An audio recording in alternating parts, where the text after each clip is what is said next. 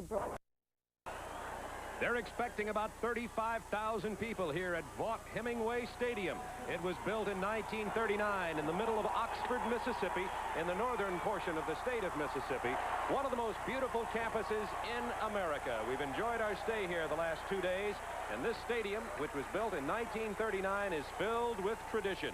The series goes way back, as a matter of fact, to 1928, but they've only played 7 and 5, 12 times. This is the 13th meeting, and they've played in 8 different locations. The first time Auburn has ever played here at Ole Miss. The last meeting went back to 1977, and in that game, it was a 21-15 victory with Auburn winning. Auburn has won the last 5 games, but they've played in Birmingham, Montgomery, Mobile, Alabama, Memphis, Auburn, Alabama, Jacksonville, Florida, Jackson, Mississippi. But today, for the first time, the War Eagle has flown over to Oxford, Mississippi. The 2 coaches here are interesting stories also. They played their football during the same era. Pat Dye, of course, the head coach at Auburn, played at the University of Georgia, where he was an All-American. Billy Brewer was likewise here at Ole Miss during the late 50s under Johnny Vaught. Billy Brewer later went on to play some pro football, as did Pat Dye. But this is the first time that the 2 have coached across the field from each other since the teams haven't played since 1977. Last week against Tulane, Ole Miss defeated Tulane here in Oxford at homecoming, but this is a very big game too, as it is their Southeastern Conference opener, and they are calling this the We Love Our Rebels game. And all the hoopla around Oxford and the campus the last couple of days would indicate to you, you would think that it was homecoming. As the players enter the field now, they're both lined up on the north end of the end zone. As the captains come out, we'll have the coin toss coming up in just a moment. As you see, it's a natural turf field. 12 weeks before this season started in September, this was artificial surface.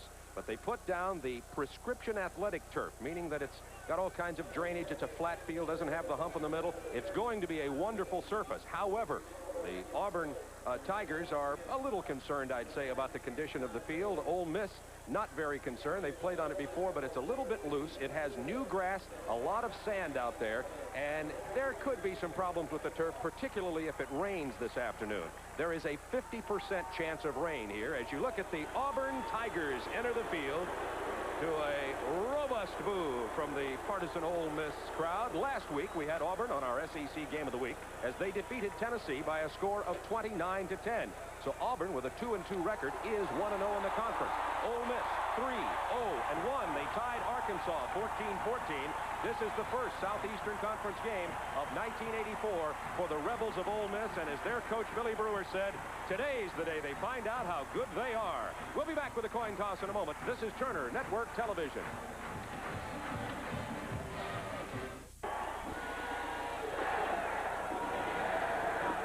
There's the Southeastern Conference officiating crew. The referee, the man in the white hat who will be talking to us today with explanations of violations and penalties, will be Dick Burleson. We're going to go down to the field now where the captains have gathered at the 50-yard line, and here's Dick Burleson with today's coin toss. As many times as necessary. Once you give me your choice, that's it. Can't change it. The choice is obvious. I won't even bother you with it. I'll pick up the ball and mark it off and tell you what it is. Now, Auburn, in a minute, you're the visiting captain. In a minute, you will call this centennial coin. The football is heads. This side is tails. Call in the air. If I drop it, we'll flip again. You call heads, and it is tails. And Ole Miss, you win the toss. You want to receive this act, okay? Which end will you defend? Turn right around with your back to your goal. Ole Miss wins the toss. We'll receive. Auburn will kick and defend this goal. Shake hands, man. Let's have a good ball game.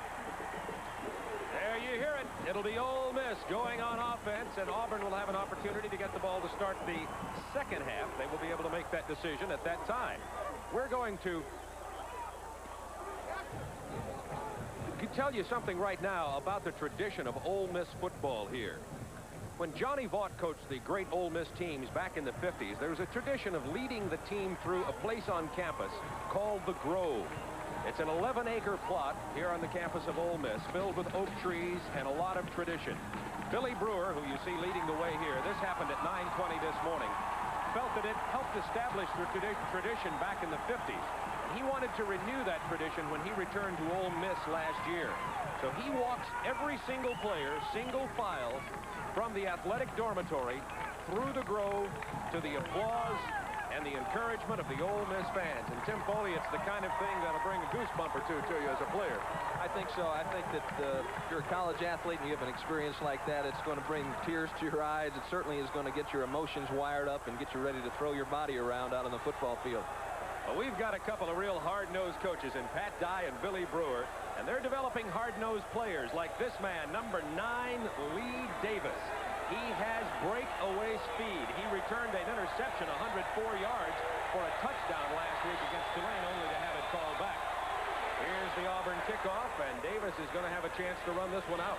Decides not to, however, touches it back, and Ole Miss will come out on offense. First down 10 from their own 20-yard line.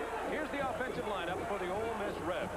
The number 3 quarterback in the SEC in total offense is Ken Austin. Humphrey and Wansley. Humphrey blocks, Wansley runs and catches.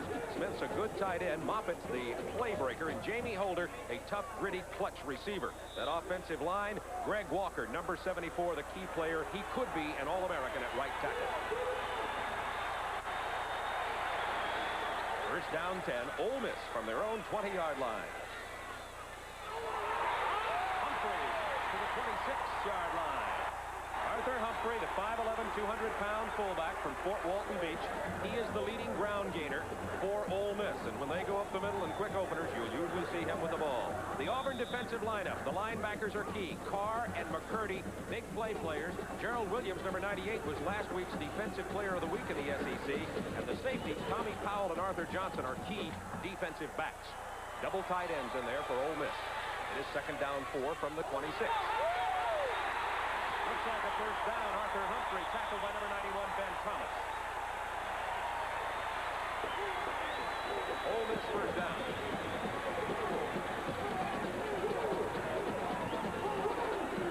Got an isolation here on Gerald Robinson, outside linebacker, defensive end for Auburn. Auburn's got a tough, aggressive upfield defense, and Mississippi, I think, is going to try to take advantage of that aggressiveness and trap them a little bit inside.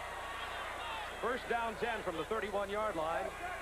Quick handoff to the left guard position this time. Out to about the 34-yard line goes Arthur Humphrey again. Number 96, John Daly with the tackle. Humphrey's the kind of guy who can just run the ball all day long. One of the most consistent, durable fullbacks in the league. Yes, he is, and he's going to have a good day. Mississippi will have to maintain possession of the football. They want to keep the ball away from that powerful Auburn wishbone. There is Kent Austin, completing 58% of his passes on the year, has yet to throw. This is second down 8. Let's see what he does. It's the first pass of the day for Austin. In the pocket. Likes to go to Nathan Wansley, and he does it again out to the 36-yard line. Not much of a gain. Gerald Robinson with the tackle. It's going to bring up third down and about 4, I would estimate. You see, Mississippi is lined up with 2 tight ends in the football game. They're doubling Hallman there. They're doubling 2 of the 3 Auburn down linemen. They feel like they've got to buy Ken Austin a little bit more time to unload the football, and what you saw in the previous play is what you'll see a lot this afternoon. Just little dump passes, high percentage completion throws. Timmy Moffitt, number 30, you saw in the huddle, is split out wide to the right side. Nichols and Humphrey are the running backs now, double tight ends. Third down 4 from the 36. And as he throws, it's almost picked off. Greg Carr almost came over to get the interception for Auburn, but the key play there was made by Thomas and Williams. They came in and pressured Kent off. Watch 98 and 91 here.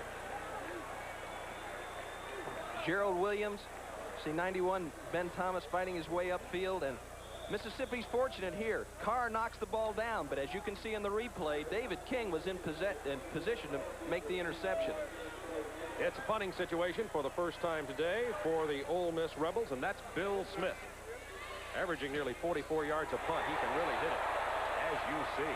Trey Gaines at his 14. Out to the 17-yard line. Trey Gaines goes down, the punt returner, who is number 3 in the SEC. A 50-yard punt by Bill Smith, tackled by number 4, Johnny Armstrong.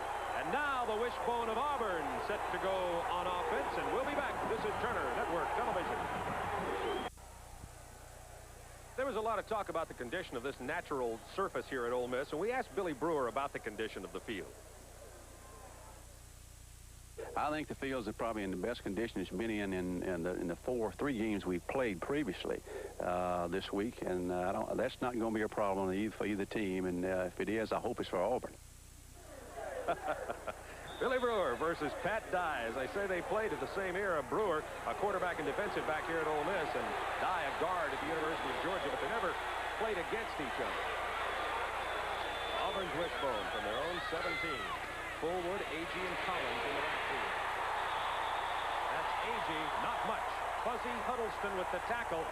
And that's a key to the defense today. If number 44 Huddleston can stop number 30 Agee on the quick dive up the middle, it'll be a key to the Ole Miss game plan. Here's the Auburn backfield and receivers. Agee, Fullwood, and Collins. Collins, SEC Player of the Week after 3 TDs last week. Trey Gaines, Jeff Parks are the split end and tight end respectively. Steve Wallace is becoming one of the nation's finest offensive linemen, number 78 on the left side for Auburn. Second down 8 from the 19. Washington throwing early. First down to Wagan. Close to a first down. We'll see where they spot it. Lee Davis with the tackle. Washington comes out, surprises me a little, Tim Foley, with a quick pass right off the top. Well, I think there was a lot of discussion after last week's game about his inconsistency throwing the ball as you look at the Ole Miss defensive line and linebackers. And I think that Jack Crow, the offensive coordinator for Auburn, would like to establish his confidence early in this football game. First down 10 from the 28-yard line. It was a first down by about a half a yard. There's that dive play up the middle after the 33, Tommy Agee. And this is pure wishbone power when you give it to that front man. And Agee's the kind of guy who'll get you about 4 yards a carry every time. His average is 4.1. Dan Boyce, number 75, the tackle for Ole Miss. And Boyce, Huddleston, and Patrick Brown will play big roles at that linebacker position for Ole Miss today. Carl Torbush is kind of a defensive wizard for Mississippi, and he feels as if they can stop the dive and if they can stop the power sweep, they'll be in good position. Second down 5 from the 33. Washington. Incomplete, intended for Clayton Buford, number 11, out here around the 40-yard line. Truitt covering on the play. It's Truitt and Lee Davis at the corners for Ole Miss. At Dye, in his 4th season as head coach at Auburn, 27-12 is his record. He's got his game face on, eh, Bob? We were talking to him yesterday, and not a lot of smiling. He knows he's coming into a snake pit here in Mississippi, not having been here before, and he knows this Mississippi football team can play defense. At Dye, Auburn's head coach, has a 2-2 record. They're undefeated, 1-0 in the SEC. Third down 5 for the Wishbone Tigers on their own 33. That option to the left side. Collins nowhere, down at the 34, gain of 2. Tackled by 31, Freddie Joe Nunn. Leading tackler on the Ole Miss team. You'll be seeing a lot of number 31 for Ole Miss. Mississippi defense moved right before the snap. You see Freddie Joe Nunn scraping to the outside. He's handling the alley. The pitch was forced, and he's there to make the stop. Freddie Joe going to be around the football this afternoon. Here's the punt from Lewis Colbert. Moffitt and Goodlow are both back. Goodlow, number 24, takes it at his own 12.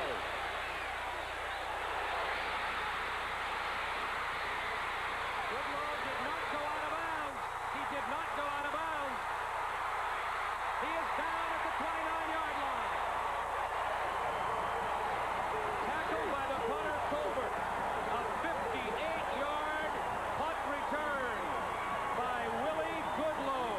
He is the freshman, 5'7", 165 from Layton, Alabama. Just a beautiful run by Goodlow. A freshman takes it up inside, freezes the coverage, and then breaks to the outside. Gets a couple of fine blocks by his teammates, cuts back across the grain. Ole Miss with excellent field position. First down at the 28. Quick handoff to Humphrey to the 25 of Auburn.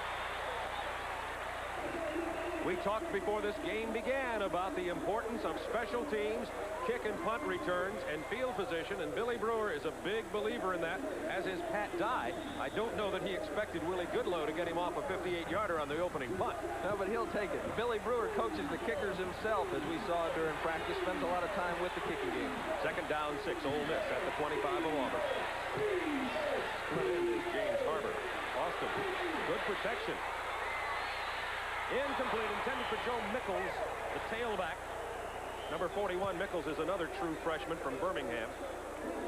And that was a fine play by John Daly. John Daly was isolated. The linebacker for Auburn was isolated on Joe Mickles, a running back for Mississippi. And Daly had problems with that against the University of Miami in their opening game. Obviously, has corrected that deficiency and did an excellent job of running with the fleet halfback from Mississippi. This is one of the areas of the field that Ole Miss has had problems with their offense. They run up and down, but get down near the 20, particularly inside the 25-yard line. Let's see how they do today. 3rd down 6 from the 25, double tight ends. 81 Perry, 91 Smith. Incomplete for Humphrey. He had it set up for a gain or two. Good pressure on Austin. Wanted to screen it to Humphrey to the right side. Austin simply missed it. If you can pull that play off, it's magic. Auburn was blitzing up the middle. The ball was just a little bit overthrown to Humphrey. If he'd have caught that ball, it would have been a touchdown. In for the field goal attempt, which will be a 42-yard attempt, is John Howard, who is 3 out of 4 on the season. He's hit his last 3 at 28, 34, and 32-yard field goals. Missed a 32-yarder. It is good. John Howard, a freshman transfer from Furman University, came from nearby Memphis, Tennessee, and Ole Miss has a 3-0 lead from Oxford with 9:36 to go in the first quarter.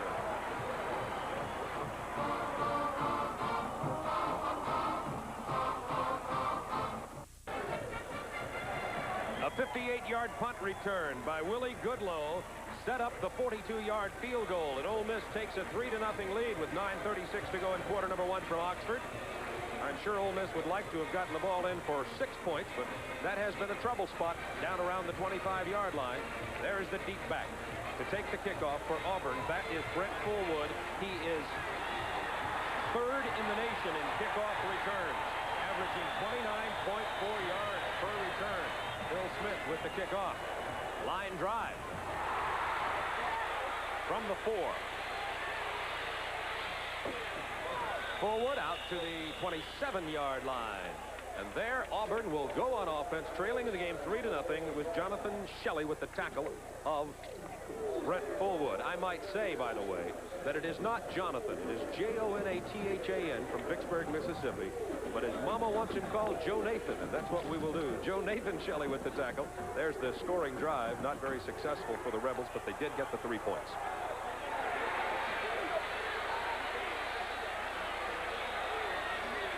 From the 28-yard line, 1st down. This is Fullwood. Not much.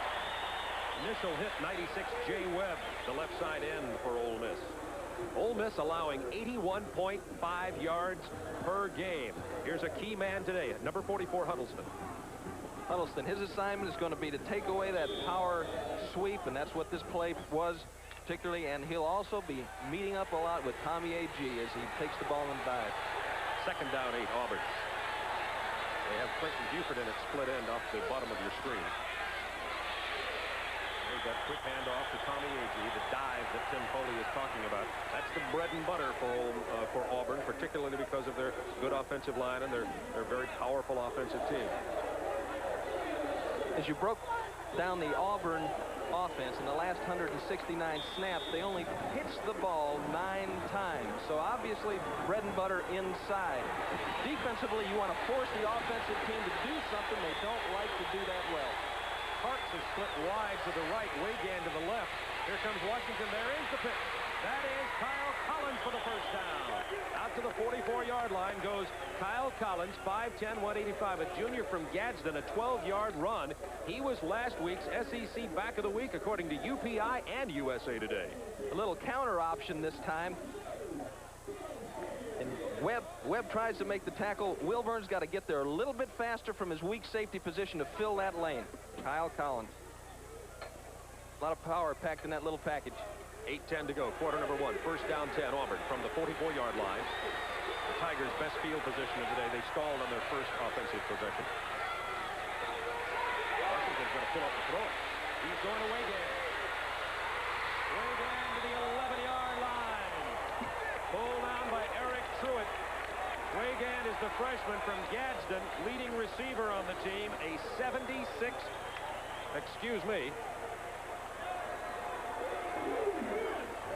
He drops the throw, little play pass. This is a home run ball. They know Mississippi is sucking up. They're trying to stop the run, and when they want to go deep, they go to this guy here, Freddie Wagan. Just one of the most mature freshman receivers I've ever seen. That was 43 yards, obviously not 76. Fumble, followed on by Pat Washington back at the 15-yard line. 5 turnovers last week by Auburn. This, of course, not a turnover, but having trouble with the handle on that ball. Tries to pull it out from Tommy A.G. and looked like A.G. closed on the ball a little bit, and they've got a mix-up.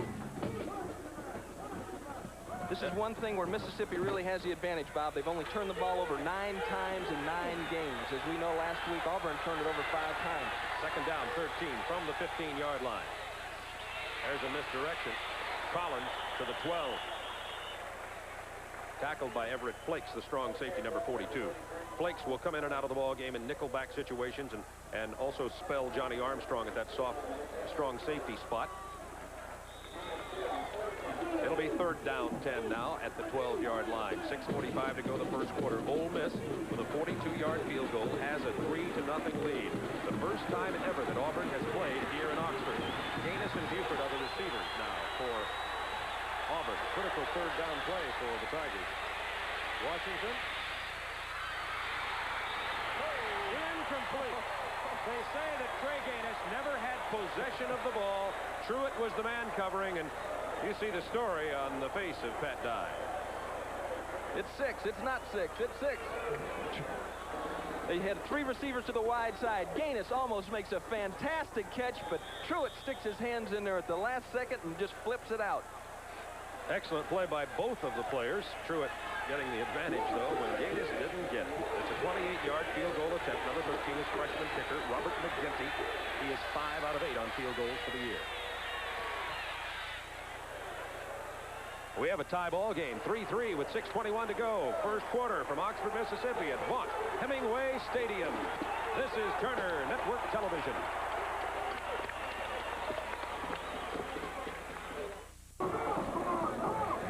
So 2 field goals, a 28-yarder by Auburn moments ago by Robert McGinty, a 42-yarder by Ole Miss, and we have a 3-3 tie.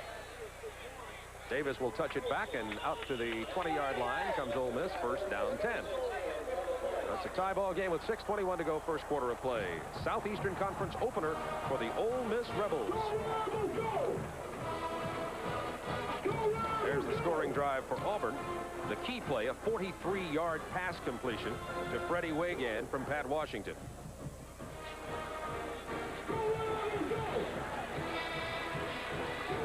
Moffitt split wide to the left off your screen. Single wide receiver in there for Ole Miss from their own 20-yard line. And a dead ball foul. Oftentimes that indicates encroachment by the offense. We'll see what the officials have to say. Dick Burleson, the man in the white hat, will be making the announcements for us today. He's the referee.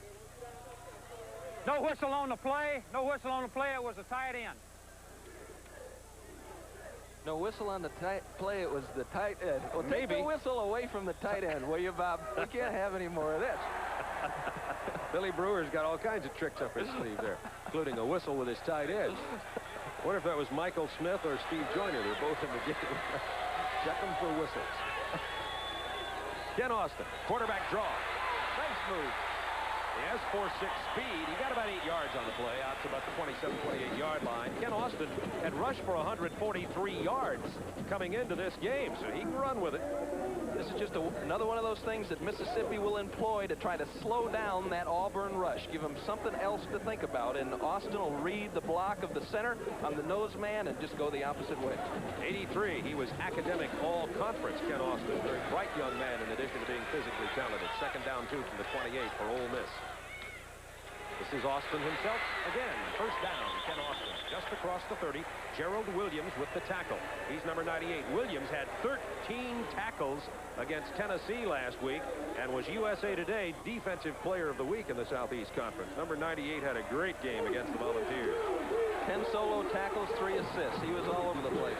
Had the same type of performance against Texas, and he has really come on for the War Eagle defense. How would you like to be hit by him? He's 6'3" and 270 pounds. Do I have a choice? Yes, that's why you're up here. Right. It is first down 10, Ole Miss from their own 31-yard line. 5:18 to go, quarter number 1. We have a tie game, 3-3. Austin hands it off this time to Humphrey, who gets out to about the 34, penalty marker on the play. Temperature 70 degrees, by the way. Wind out of the south-southeast at about 10 to 15 miles an hour today. 50% chance of rain here. It was supposed to be really soggy, but the sog has not arrived. Just a slight drizzle last night. The field is in actually very good condition weather-wise. 5-yard face mask, penalty, defense. Non-flagrant face mask against Pat Dye's Auburn Tigers.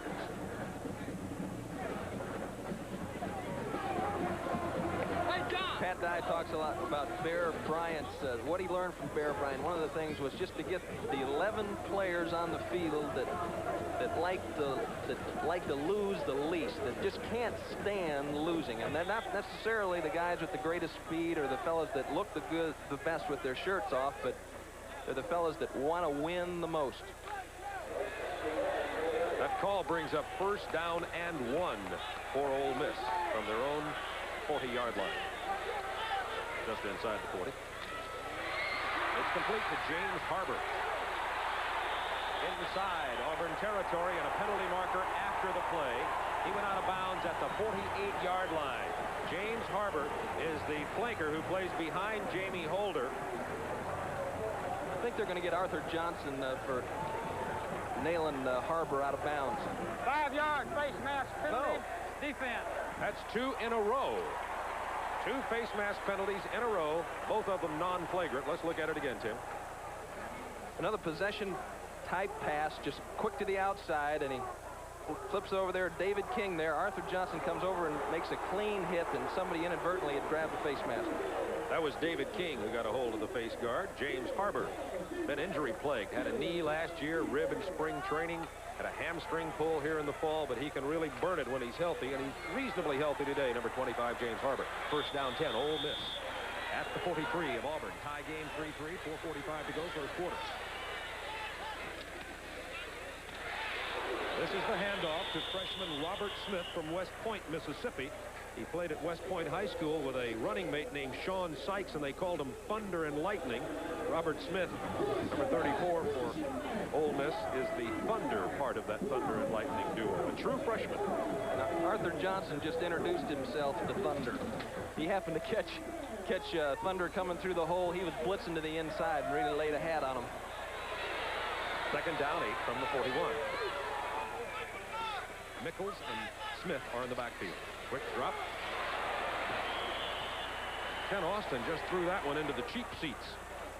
Number 25, James Harbor, was over there, but I think apparently Austin just saw something that was awry, and he got rid of it. I think he was going to throw the quick out to the flanker, Bob, and the strong safety, as the ball was snapped, really started flying to that short area in anticipation of the throw out there, and Austin saw it wasn't there, just flipped it out of bounds. Third down 8 from the 41. Austin 2 out of 6 for 16 yards. Penalty marker down. Austin recovered his own fumble out there at about the 38-yard line. Ben Thomas, the man who hit him, number 91. But there was a penalty marker during that play. Here's Dick Burleson again. Illegal motion, offense.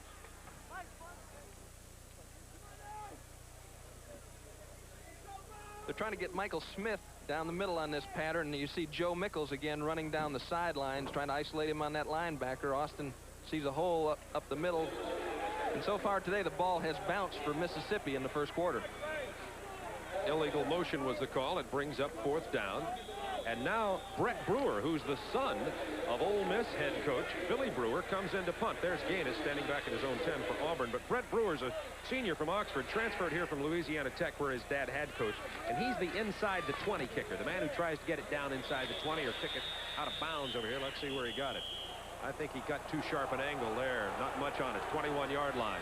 I'm sure Brett Brewer won't be happy with that job of punting, but nevertheless, Auburn will go on offense at their own 21. Tie game, 3-3, 3:41 remaining first quarter. This is Turner Network Television.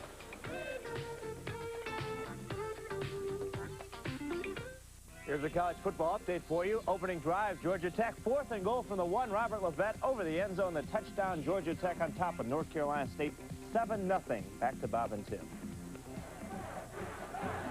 Ramblin' Robert Levette opening scoring for Georgia Tech. That game being played in Atlanta. The Yellow Jackets ranked 12th in the nation in UPI and Associated Press. And playing North Carolina State today. Auburn, by the way, is ranked 18th according to AP and also 18th according to UPI in this game here today. Ole Miss unranked. Auburn likes to run a lot of plays, a lot of ball control, possession type football team, but so is Ole Miss. We'll see how that develops today. First down 10 Auburn from their own 21. Tie game 3-3. Here's Brett Fullwood. First down to the 35-yard line goes Brent Fullwood, sophomore from St. Cloud, Florida. He's the man who stepped in for Bo Jackson, who was injured. And he's done an admirable job filling those shoes. And there's no surprise in that play. They're unbalanced to the wide side of the field. They're going to run out there. And Mississippi's concern is just stopping them. Man for man, can they stand up to this Auburn football team? Here's Agee. Nothing this time. Ole Miss has, thus far, been able to stop that dive play. Stopped him right at the line of scrimmage that time. The key tackler here. Middle of the line. Watch for Reed Killian, 51. Portis is in there and Benton Reed in there. 51 Reed Killian putting a stop on him. I don't believe AG is going to gain a lot of ground. Now, the trade-off is going to be up over the top throwing the ball. And we'll see if Auburn can continue to take advantage of that. Second down 9. Here's the try off of right tackle for Fullwood. Armstrong with the tackle. As Tim was telling you earlier, the tendencies of this Auburn team, they run inside the tackle, but not, this is just runs now, 49% of the time. Outside the tackle, 42% of the time. They only pitch the ball on that option play 9%, which is really incredible to me. And of course, when you're running the option, you can't determine if you're going to hand it off or pitch it. That's just the read that Pat Washington has taken. But they want Washington to take this option out to the fullest, the wishbone. They want him to have to pitch it all the time. Trey Gaines 19, 14 Weygand in as receivers on the 3rd and 8. Almost picked off. Number 58, Jeff Bacon, was up there. The man who tipped the ball and almost got it for Ole Miss. The defense holds again. Well, this time they're all around in football. As we isolate on Freddie Joe Nunn, he's pressuring Pat Washington, and here the ball is delivered. Bacon is there, Flakes is there, Truitt was breaking on the ball. Colbert into punt now. Remember, the last time Colbert punted, Willie Goodlow returned the punt 58 yards. This one's got good hang time. This is Tim Moffitt at the 17 with a fair catch. So Ole Miss and Auburn remain tied 3-3, 2 minutes to go in quarter number 1, and Ole Miss goes back to the ball again. There's a 45-yard punt for Pat Dye's punter, Lewis Colbert, and it was up there a long time, about 4.5 seconds. Pat Dye's Auburn football team, I think, is better than number 18 in the country. But they've got 2 losses. They were to 2 powerful football teams, Miami and Texas. And you really can't rate a team with 2 losses this early in the season much higher than that. But they'll be up there at the end of the year. First down 10, Ole Miss from the 18. Ole Miss trying to run it right up the middle, too. This is Joe Mickles, the freshman, who's into the tailback spot, but is a former fullback. So when you have Mickles and Humphrey, and you really have 2 fullbacks, there's a great player and becoming a highly respected coach, Billy Brewer. You know, it was interesting to see Bob get a picture of the 1960 Washington Redskins on his wall, and it was interesting to see that Tom Osborne was in that picture, too. It doesn't look like he'd changed a bit. That Ole Miss team of the decade, the 1959 Ole Miss Rebels, are all here today. Jake Gibbs, the quarterback. That team is the baseball coach at Ole Miss. Here's a screen over the middle to Humphrey. Hello. At the 17, Arthur Johnson. I'll tell you what, those 2 safeties, number 40 Johnson and 9 Powell, who rotate in there at strong safety, are just incredible players. This is kind of a dangerous pass to flip it over the middle like this, but after you get by the lineman, you feel like you've got pretty clear sailing. You certainly don't plan on the strong safety making that hit. Humphrey had to come out of the game after that hit by Johnson. What a hit Johnson made last week on that goal line stand against Tennessee just before halftime. And you can see why they want to get both Powell and Johnson in the game at the same time, and that's certainly saying nothing negative about the safeties they have playing. On 3rd down 10, Austin. Incomplete it to Moffitt at the 30. It'll be first down. Kevin Porter covering. That was a key third down conversion pass to Tim Moffitt. 12-yard pass completion. See Moffitt coming down, breaking to the outside on Kevin Porter. But the key to this is Arthur Johnson's got to get more depth. He's got to help protect that cornerback underneath. Austin very cleverly pumped it to the tight end, Mike Smith, in the flat, and then dumped it over Arthur Johnson's head. So that's really not the cornerback's fault. The safety should help him underneath on that completion. Here's Dick Burleson again. Dead ball foul, personal foul, defense. That was after the play, and that's against Auburn. Auburn's had 2 face masks, and now a dead ball foul on personal foul. And that's been helping Ole Miss considerably here in the first quarter, of which there are only 36 seconds left. First down 10 at the 45 of Ole Miss. Deep drop by Austin. As Robert Smith.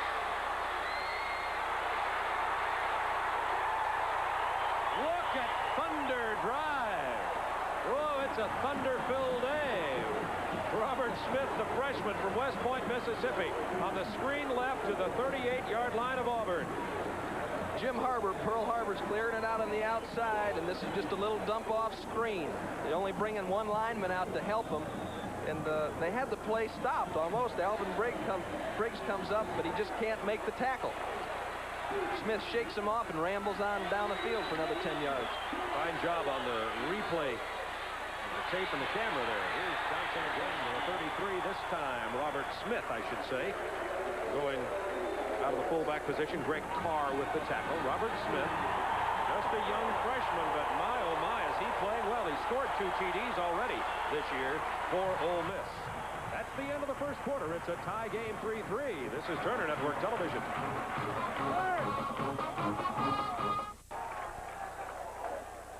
Portions of today's game are brought to you by Canon. Quality cameras and photographic equipment. So advanced, Canon is the world's leader in 35mm photography. They are really hitting out there today, Tim Foley. Just take a look at this, folks. It's Greg Carr, number 54, coming in there, and Arthur Johnson. It's now Goodlow 24 and Smith 34. Austin's going to do the quarterback draw again. 4-6 speed. Can't get past the arms of 96 John Daly, however. And he goes down after a gain of about 5 or 6 yards and gets the first down. Ole Miss, that hunt and peck offense is clicking. As a defensive coordinator, this play really gives you a headache. You see Hallman drive arm over hard around the right side. You want to call man-to-man sometimes, but you're afraid to do it in case Austin breaks up the middle free like that quickly and the linebackers are chasing coverage to the outside. He could go a long way. First down 10 Ole Miss from the 26 of Auburn. Tie game 3-3. We're early in the second quarter. There's Robert Smith. Got a block. Penalty is down, however. A flag is down. Smith goes down at the 5. They may call a clip. They're going to call it clipping on Timmy Moffitt. It's one of those situations. It's difficult. David King is pursuing. Moffitt's chasing him down to the inside. Smith breaks it back outside, and there was a collision. It could have gone either way. He needed the block. Had he not made the block, no question about it, had David King not made the block, or had Moffitt not made the block, King probably would have caught Robert Smith. So it's one of those, you don't want to tell your player not to make that play. There is an Auburn player down on the field, back down about the 12-yard line. Here's Dick Burleson again. Clipping, offense, replay first down. That's Ben Thomas, and as they check him over, we're going to go to our studios in Atlanta. Maryland at Penn State. This is Chuck Strang at quarterback. Nice 30-yard pass. Watch this nice catch. Over the shoulder to Rocky Washington. Penn State goes up 7-3 first quarter. Back to Bob and Tim. There's the penalty situation. 3 against Auburn, 1 against Ole Miss here. That's only really first quarter total. Ole Miss first and 22 from their 38. This is Willie Goodlow to the 35-yard line, tackled again by Gerald Williams, who's getting himself a fistful of Ole Miss, just like he did the Volunteers of Tennessee last week. Gerald Williams, that left defensive tackle. And there's Goodlow. He's a freshman from Layton, Alabama, also a punt returner. Had a 58-yarder already today, returning the punt. Goodlow comes out now, and Joe Mickles, 41, goes in. And they've got some solid running backs and a lot of good young running backs here at Mississippi. Second down, 19, Ole Miss from the 35 of Auburn. 13:38 to go. First half tie game, 3-3. Four-man rush by Auburn. A lot of time for Austin. Moffitt was just leveled by guess who? Another one of those safeties. Oh, my, did the Auburn safeties hit. This time it was the free safety, Nat Caesar, senior from Valdosta. He tries to come underneath the coverage here to the split end Moffitt. Caesar makes a nice play on the football. Plant and drove on the ball well, arrived just in time. And that young rascal saved a touchdown last week for Auburn against Tennessee with the dramatic tackle of a Tennessee tight end. Prevented 6 points. Now it's 3rd and 19. Let's see if Auburn sends the kitchen sink after Austin this time. Four-man rush. Chase Austin out of the pocket. Complete for the 15 to Tim Moffitt. First down, Ole Miss. David King with the tackle.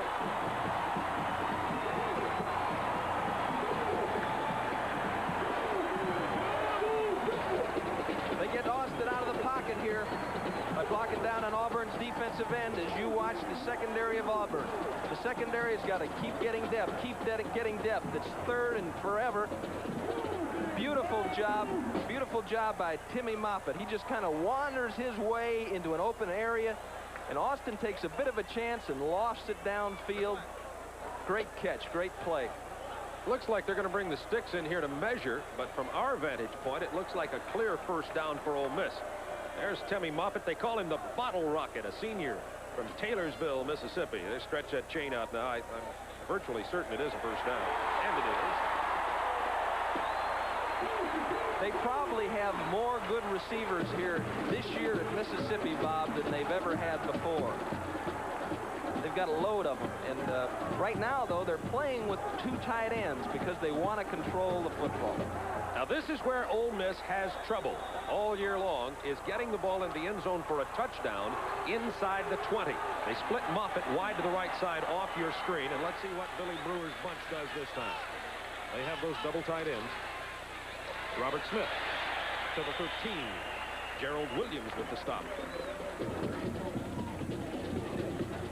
The closer you get to the goal line, the more constricted that defense is going to become for Auburn, the tighter they're going to close in. And it's a time when they may run some individual patterns either to Harbor on the outside or Moffitt or Jamie Holder. I wonder if they'd be thinking of the option play at all down in this area, Tim. That's a possibility. Second down, 7, Ole Miss from the 13 of Auburn. Tie game 3-3, second quarter action. There's Robert Smith straight ahead inside the 10 to the 9-yard line. First down marker, by the way, is at the 6. So Ole Miss needs to get past the 6-yard line for the first down. This will be 3rd down and a long 3. When you've got a quarterback like Austin who's got such an accurate arm, we saw him set the NCAA record there. You know, I'm sure one of the things that Billy Brewer is thinking about in play selection here is getting him out of the pocket, letting him buy time, giving the receivers more time to work themselves free in the end zone. 24 Goodlow and 34 Smith in the backfield. Goodlow in motion. Austin rolling, has a man. Touchdown, Moffitt.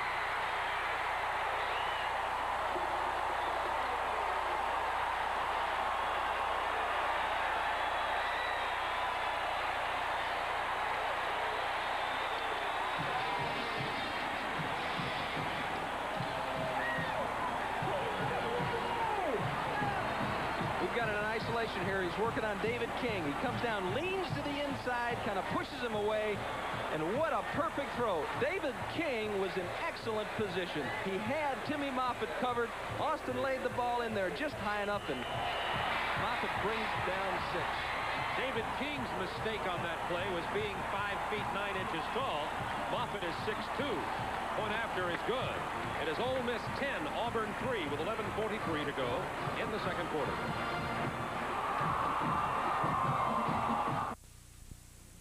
Missouri wasting no time against Colorado. Quarterback Marlon Adler calls his own number. The quarterback sneak into the end zone. Mizzou on top of the Buffs, 7-0. Back to Bob and Tim. And here's another angle of that touchdown, Tim. You see Willie Goodlow motioning off to the top of your screen. What Mississippi is doing is guaranteeing man-to-man coverage in this area of the field, and then Austin delivers the ball on target to Timmy Moffitt. Right in front of Johnny Reb, the Ole Miss mascot over there. There's Fullwood. Third in the nation in kickoff returns. He can get you right back in a game on the kickoff. Bill Smith will hit the ball for Ole Miss. And he hits it well. Deep in the end zone. Fullwood takes it there to touch it back.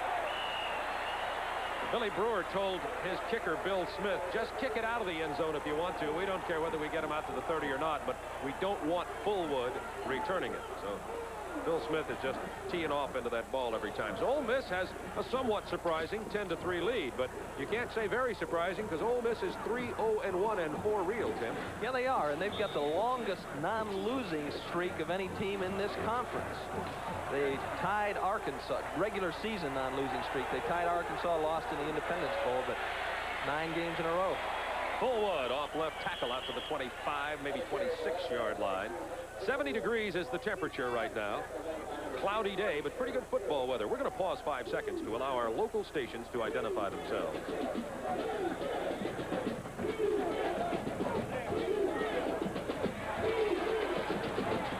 There's number 40, the man we've been talking about from Auburn so much, Arthur Johnson. Plays that strong safety position along with Tommy Powell.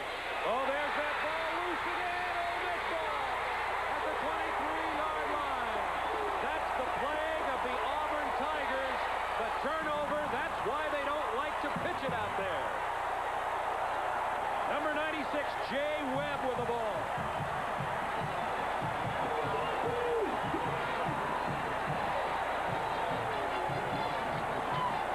Talked about Carl Torborst, the defensive coordinator for Mississippi. This is what he wanted to force them to do. The ball is tossed a little high, but it's catchable. Mississippi has a big turnover. Jay Webb pulled it in. Ole Miss leads 10-3, and now they are first and 10 from the 23 of Auburn. 3-man, 4-man rush by the Tigers. Screen for Arthur Humphrey. The 20, giving 4.5 yards on the screen. Ben Thomas, 91, tripping him up for Auburn. Once again, Mississippi anticipating a lot of pressure on the quarterback. Carr sees it at the last minute, begins to work wide, comes up here and slows Humphrey down enough for a teammate to come in and make the stop. Second down, 7, Ole Miss from the 20-yard line of Auburn. James Harbor, 25, split wide to the right off the top of your screen. The running backs, a little confusion. Wansley and Humphrey, now they get set. Pitch to Wansley. Humphrey gets him to block. Wansley doesn't get much, 2 yards, and he goes down hard. Wansley's a pretty little player, about 5'8 and a half, 180. Strong, but not tall for sure. He has 2 brothers who play pro football. His brother George with the Colts and Otis with the Redskins. And another brother who's going to Mississippi State. I asked Nathan Wansley yesterday how he allowed his brother to go to Mississippi State. And he says, well, we all think for ourselves. But he certainly has done a nice job. He's been a workhorse for him. Now, he's not carried the ball much this game because I don't think that they're thinking outside much. I think they're thinking more fullback. Big play, 3rd and 5 from the 18 of Auburn. Here they come, Bob. Austin can get outside. Flags are down. He just throws it out of bounds, but there's a penalty marker down right about the 25-yard line.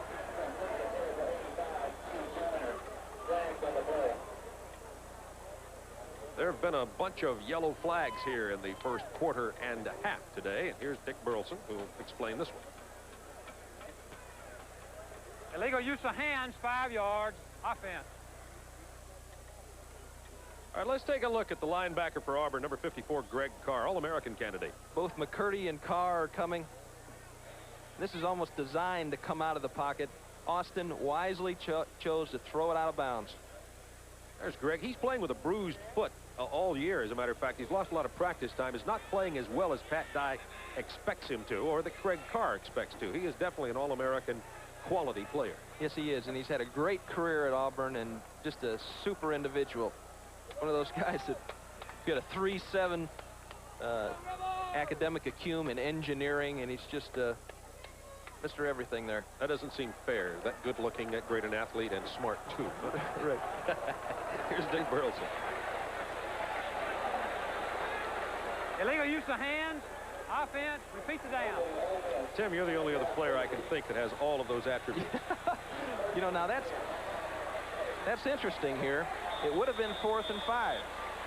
Now, they decided to accept the penalty and knock them back 5 yards, but now they have another opportunity to make the first down. Pat Dye's going to be the go-to-the-hero on this, depending on what Ole Miss does on this play. 3rd down 10. That's what coaches take the heat for. Everybody's coming. Incomplete. So because of the good pass rush and Austin throwing the ball away, it makes Pat Dye's decision the right decision. And now they have to kick the ball from 5 yards further back. And hold it. There's another penalty marker down. Whoa. Ken Austin stays on the field. This one appears to be Illegal procedure. Offense. Against Ole Miss.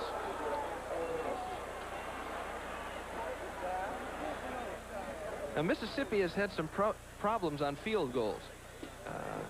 I know they missed 3 against Arkansas, and I think they missed 3 in their opener against Illegal Memphis procedure. Offense. Decline. 4th down. They decided to decline it this time. Yep. So Howard goes in for the field goal attempt. Brett Brewer, the coach's son, is the holder on this play. And let's see, they're going to spot the ball 7 yards from that line of scrimmage, which is the 23. It'll make it just about a 41-yard field goal by the time they put it down to the right hash mark. Field is very loose. The turf out there is loose. There are those black soccer-style shoes that Howard insists on wearing, Tim. Right. I think they said he wore them to bed. I mean, you can do anything but stay off of my black shoes is what it is. It's short. It was not hit well. I don't know if somebody got a hand on it or if Howard just mishit it, but the field goal attempt is no good. And the score remains Ole Miss 10, Auburn 3. So Ole Miss had a great opportunity on the fumble, come away with nothing. This is Turner Network Television. Heavily favored over North Carolina State. However, the Yellow Jackets have their hands full. NC State scores right here. Vince Evans into the end zone, and it is 10-7 NC State. Back to Bob and Tim. Ole Miss leading 10-3 here. 9:26 to go. Second quarter. Auburn has only 88 yards rushing the ball here in the first half, but that's more than most teams have gotten this year in the entire game against Ole Miss. So the wishbone's working pretty well, even though Auburn's trailing. There's that dive play to the fullback out across the 25 to the 26. AG tackled by Bob Blakemore. They call Bob Blakemore the left tackle. Cohen. That's Conan. Conan. Bob. From the Barbarian. Yeah. And there's Pat Dye. My kids are younger than yours. We're talking about that Ole Miss defense being so good. We asked Pat Dye about it. We're going to go to that in just a moment, about how good this Ole Miss team is. He has a lot of respect for them. 2nd down 5. Kyle Collins into the backfield. There's that defense. Pat Dye says that he has a great deal of respect for the Ole Miss defensive football team. They get a lot of people around the ball. Remind me a lot of Georgia, somebody that we play every year. Play the same schemes that Georgia plays, and they've got some talented athletes on defense. No kidding. How about Freddie Joe Nunn, Bob Blakemore, Huddleston, Lee Davis, Barry Wilburn. They've got some very good talent. Auburn, 3rd down 6 from their own 28-yard line. Here's that pitch to Fullwood. Armstrong is there. Johnny Armstrong with a very big play defensively, and Ole Miss holds the Tigers. This is the way that you're going to see it. They're going to take away the dive. Now here comes the pitch to Fullwood. And Wilburn's got to be there. Armstrong beats the block of Kyle Collins to make the play. Colbert into punt again, standing inside his 15-yard line. Twin safeties are back there again for Ole Miss. Colbert gets beautiful hang time. It's a fair catch and a tough one for Goodlow. And a backpedal back there to the 18-yard line. Excellent punt once again off the foot of junior Lewis Colburn. That was a 54-yard punt. 7:45 to go, second quarter. Ole Miss 10, Auburn 3.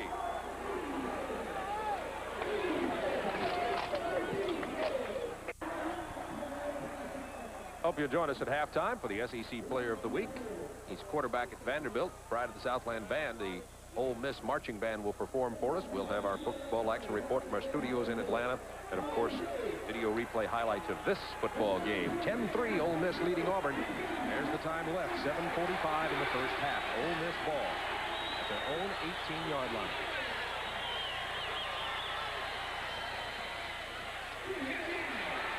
Robert Smith hit right at the line of scrimmage. It just didn't open up on the left side. Todd Urban, Bobby Clark, the offensive line over there, and number 99, Nate Hill, the nose guard, making the stop for Auburn. Back to Atlanta to our studios. Well, Bob, we showed you Missouri scoring just a moment ago. After the defense stopped Colorado, Missouri gets the ball back again. This time, John Redd gets the call. Right up the middle, rather simple play, but Colorado can't stop it. It goes 32 yards, sets up another touchdown. It's 14-0. Back to Bob. Second down 10 from the 18. Out of the eye into the split formation. Multiple offense here by Ole Miss. Austin in the pocket as his man. Incomplete. Tried to get it to number 86, Henry Hill, playing out of the tight end position. Tom Powell, number 9, covering on the play for Auburn. It was kind of a dangerous throw that time. There was really nothing there. That might have been a time when Kent could have thrown it away. He's really pretty good about that. The way Auburn is playing defense right now, Bob, they're almost playing with 3 defensive backs. They're using Arthur Johnson more as a linebacker, really, than they are as a defensive back. Ken Austin is 3rd in career passing at Ole Miss. And when you're talking about 3rd, you're talking about being behind Archie Manning and John Forcade. Ole Miss out gaining Auburn today. Quentin Pitts, number 21, the tailback. Robert Smith, the fullback, on the 3rd and 10. Penalty marker down. And that whistle blew before the play was completed. It was thrown in the backfield of Ole Miss. Dead ball foul, illegal procedure, offense.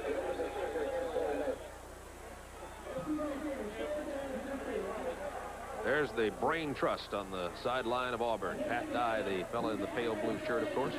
Jack Crow in the middle of that scene. He's the offensive coordinator. He's once the head coach at Livingston. Been with Pat Dye for several years.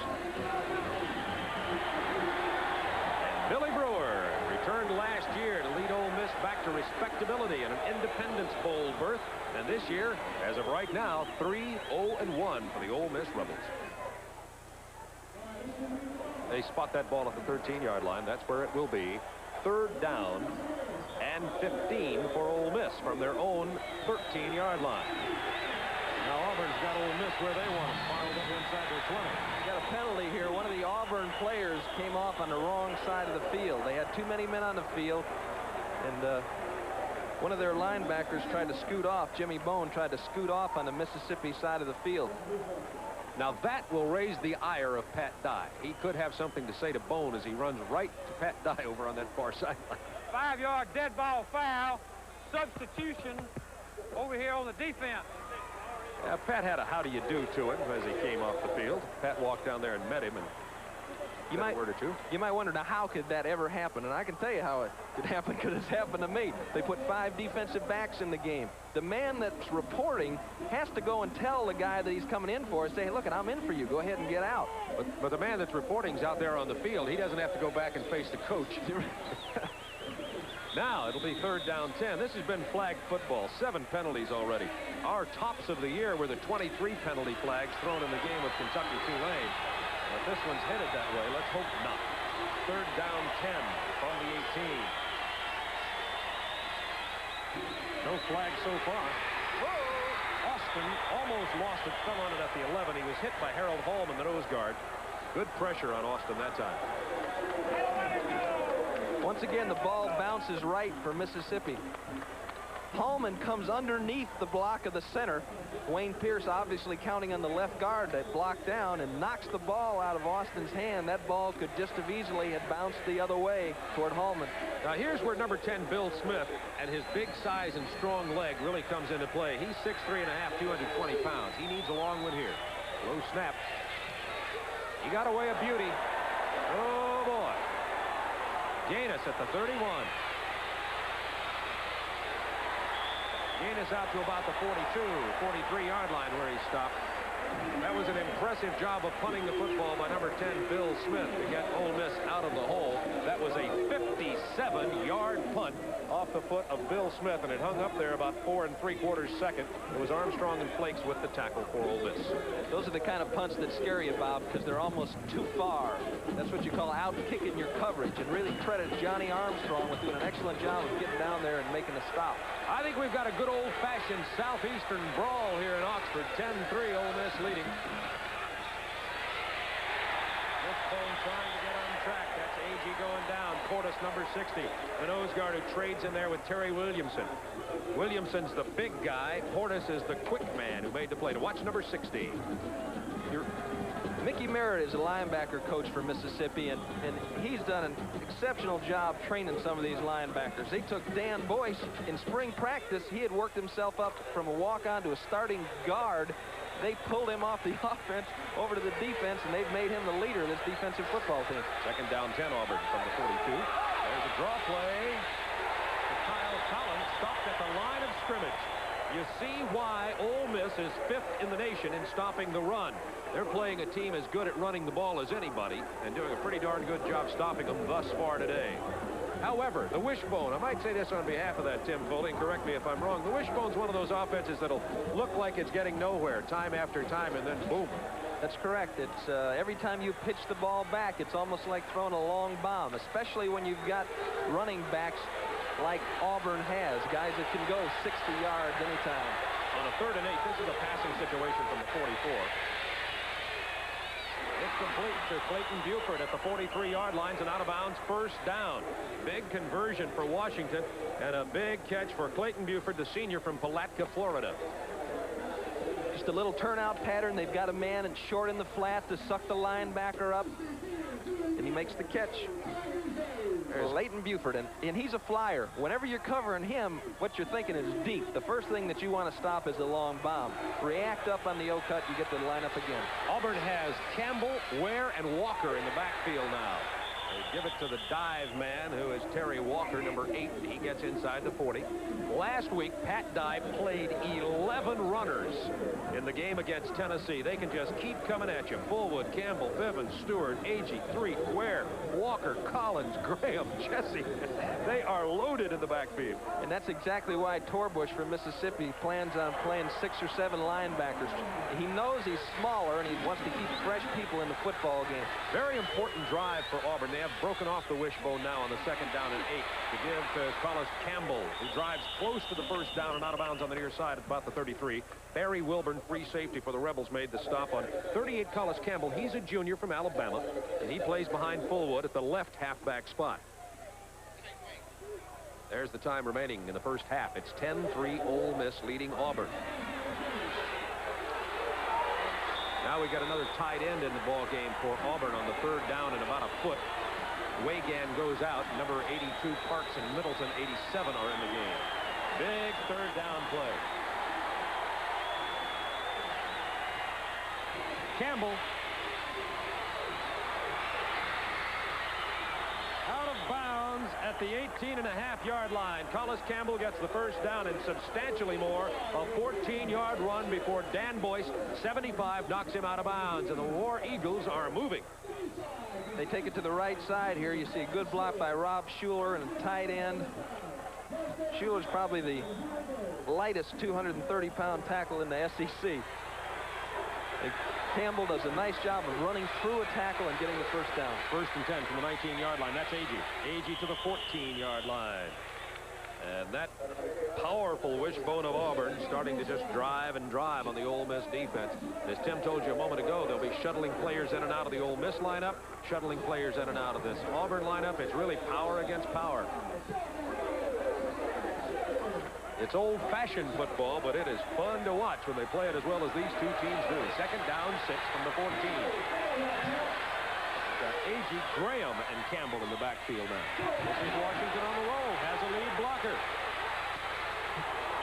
Hit hard by Johnny Armstrong, number 4, close to the first down, however. Pat Washington's a big man. He's 6'1", 200 pounds.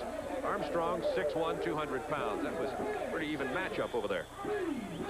Johnny Armstrong is usually always in the right place. And once again, as you see Randy Stokes pulling out in front of Pat Washington, he's coming on.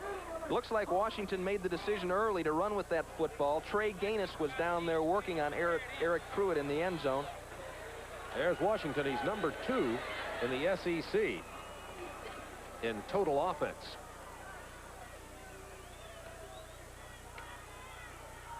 Check that. He's number 5. Nevertheless, he's getting a lot of total offense. He's averaging 155 yards a game. Right. Nevertheless, he's good. That's right. The point is. It'll be third down and just inches. The ball just outside the 8-yard line on that left side hash mark. The field is pretty loose down in there. Some portions of the turf starting to come up. Double tight ends. Handed to the dive man for the first down. It's Reggie Ware, the freshman from Huntsville. 240 pounds and 6'3" is Reggie Ware. And you want to load in there. It's just like giving a guard the ball, and it's a first down for Auburn. Benton Reed with a tackle for Ole Miss. Now here's where Ole Miss's defense is pretty darn tough too, inside the 10. One thing you always have to keep in mind about the Auburn football team is that they are a very young football team. They're still growing. They haven't hit their stride yet. First and goal from the 7. Pitch to Kyle Collins. Dives inside the 5 to the 3. He had 3 touchdowns last week for Auburn, and he is dangerous down on the goal line. Barry Wilburn with a stop for Ole Miss. And he choked about 3 more yards out of that run than he should have. Just a nice job of turning sideways and plunging forward. Last week, in one of his 3 touchdowns against Tennessee, Collins ran to the left side like that, was hit at about the 9-yard line, 5-yard line, I guess, and just tight-roped it into the end zone. And Billy Brewer telling his Ole Miss Rebels to dig it in. Double tight ends for Auburn. Second down goal from the 2. Not this time. That's Collis Campbell. He is stopped by Dan Boyce, the strong side linebacker, number 75 for Ole Miss. There he is getting off the play. There's Mike Fitzsimmons jumping up. Now there's an interesting story. Fitzsimmons, he went back to Philadelphia. He's just kind of a street kid from back in Philadelphia. Got excited about some folks that were selling drugs to young people, and he started an organization, and he cleaned up the neighborhood. He didn't call on any help. Oh, this is college football at its best. Third down goal from the 1.5. Campbell, touchdown, Auburn. Collis Campbell, second touchdown of the year.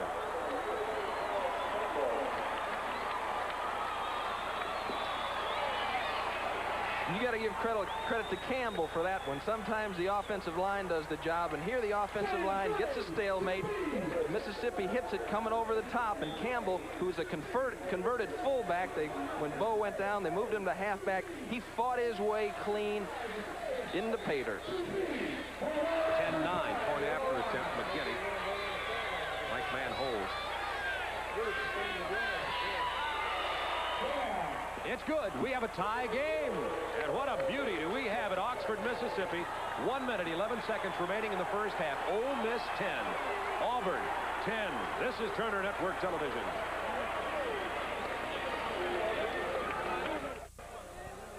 Good second effort here by Collis Campbell, number 38 on the touchdown run. Dan Boyce fills it, takes Reggie Ware head on, and Barry Wilburn comes over the top. Somebody's got a hold of a foot down there, but Campbell pulls it loose. 1:11 to go in the first half. 10-10 tie.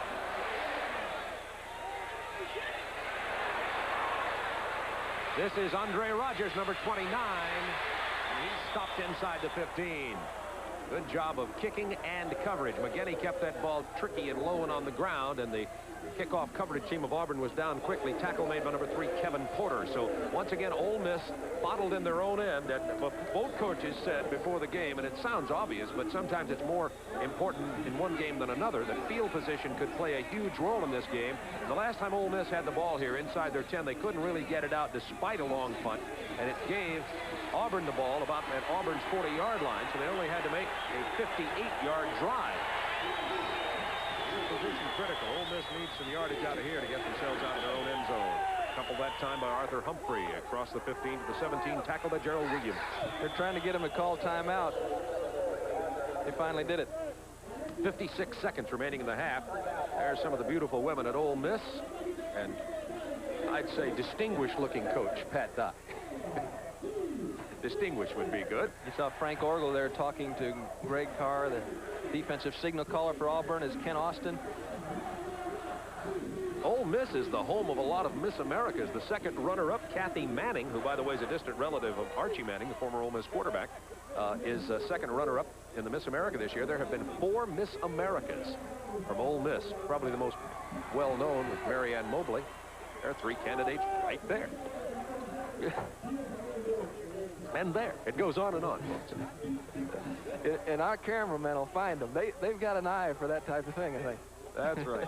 Ole Miss, a beautiful place, excellent facility, and an old traditional stadium here. There was a time when there weren't many home games played here because many of the Ole Miss games were played at Jackson.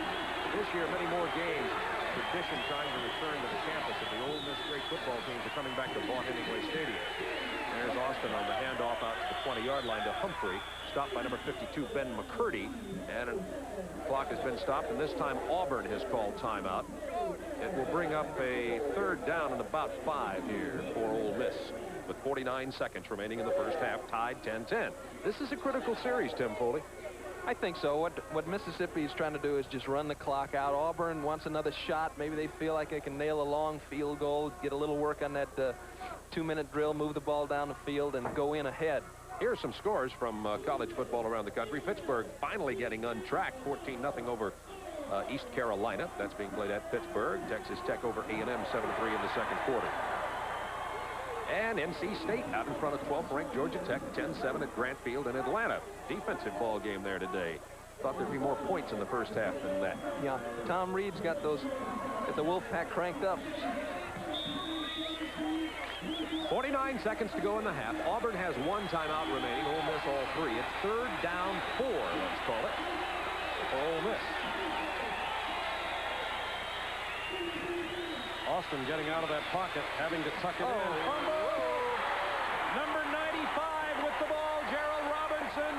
Gerald Robinson has the ball for Auburn, and that's why Auburn was conserving time.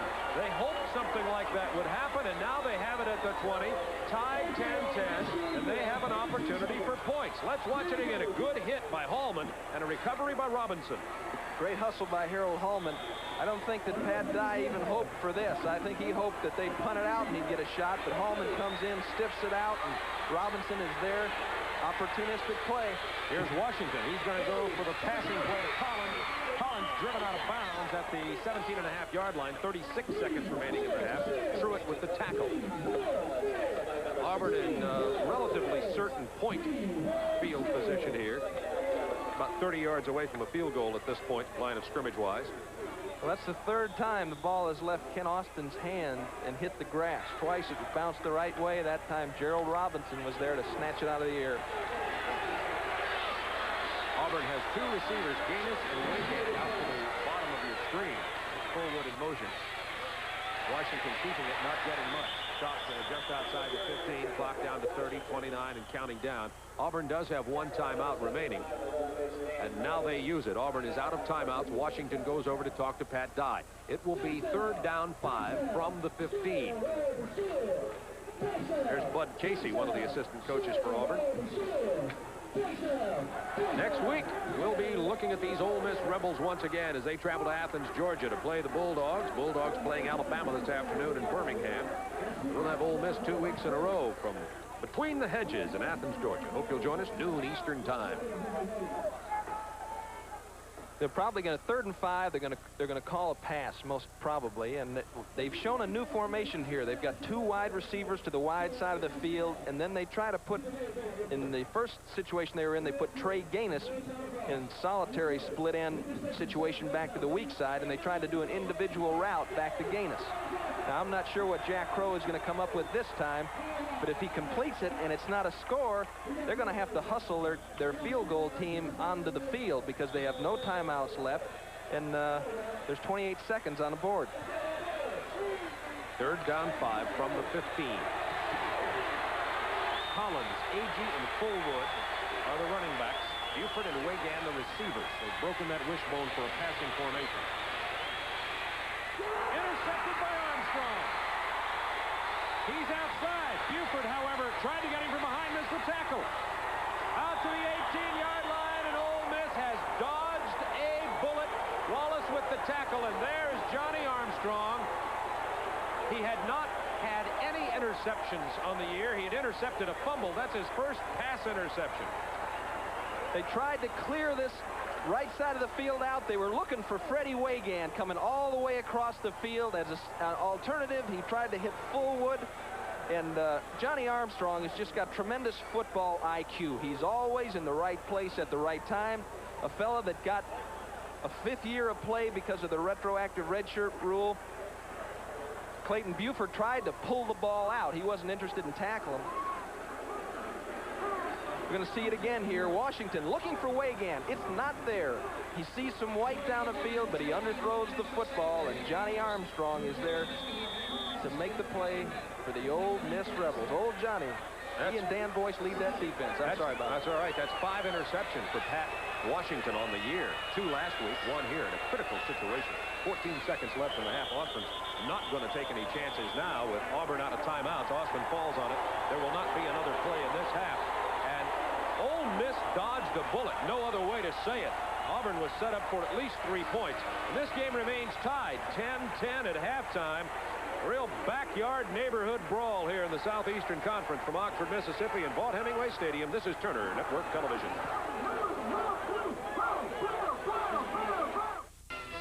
The task ahead of Kurt Page and the Vanderbilt Commodores last week was not an easy one.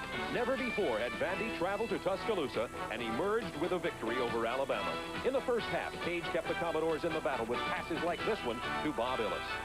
That set up one of 3 first-half field goals, as did this reception and run by number 27, Carl Woods.